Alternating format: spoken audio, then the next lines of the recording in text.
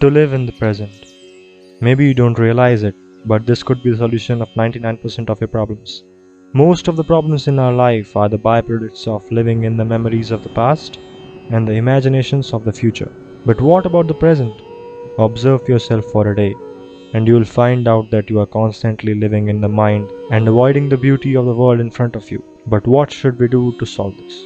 The solution to this problem is to understand that the past is gone, and you cannot correct it unless you have a time machine. Then you have two options left. Either you learn from the past and never think of it again, or you start building a time machine. But for the second option too, you have to stop living in the past. So, this is the thing about the past. But it's easier said than done, of course, because you have a habit of thinking constantly every time.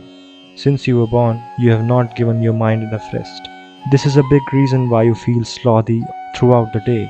You don't feel like doing anything because your mind is tired and is in need of refreshments and is searching it on Netflix or trying to sleep whole day.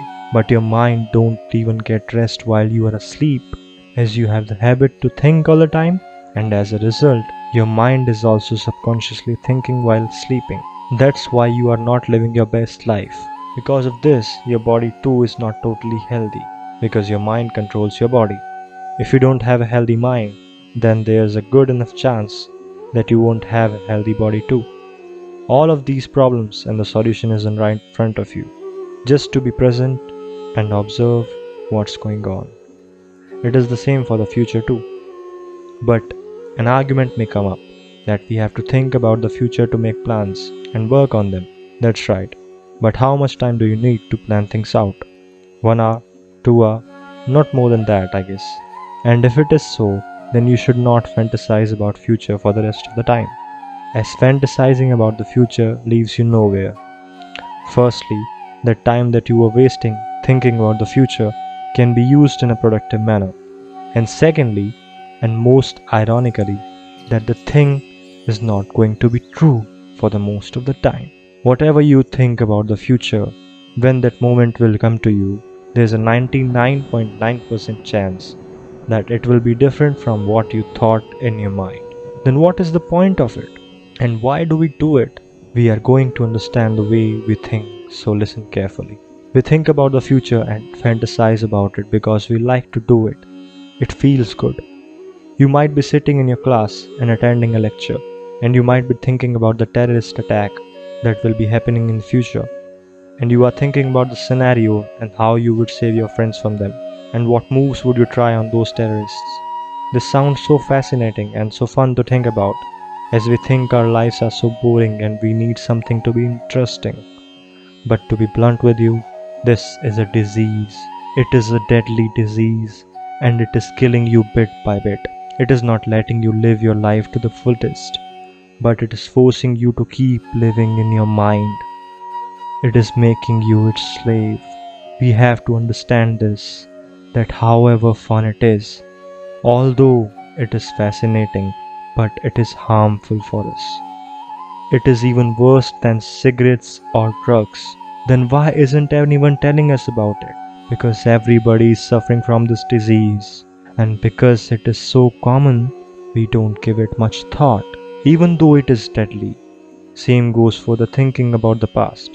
We keep thinking about the embarrassing, sad, and happy moments that has already happened to us. This is the same disease. It is not letting you live in the present and is decaying your mind and body. But we are afraid to fix it. When you will try to fix this, you will observe that you are afraid to do so, because it is the lifelong habit and it is not easy to change it. But you have to try, and you will thank me for sure once you do. So the question remains, how should we do that? After understanding this, you have to try to stop the chains of the thoughts that appear in your mind. But for caution, I should tell you that when you try to fix it, the mind will oppose, because it is painful for it to change a habit it was born with. You have to try to be strict with yourself. You have to force it to change, because it is good for you and your mind. You can start focusing on a thought for 30 minutes a day. You can try meditating. You can chant God's name if you wish. After that, when you will be going through your day, you will see that whenever you are free, your thoughts will start popping up. Then ignore them as if you are not related to them. Think of them as someone else's thoughts. Ignore them every time you observe them popping up, and observe your surroundings without thinking about it. Just observe. Or else you can just chant God's name. When you will shift your focus from those thoughts to the God's name, then those thoughts will be subdued.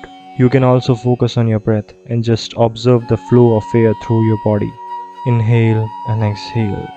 Just observe that, and your thoughts will be subdued. After doing these practices for some time, you will start feeling the difference, and it will be significant. And eventually, you will be able to live in the present without the constant chatter in your mind, and then you will be healed from this deadly disease. You will sure get an urge to thank me, then you can just share this video to your loved ones. But it is up to you that you want to be cured or not. Do you want to be a better version of yourself? Think about it.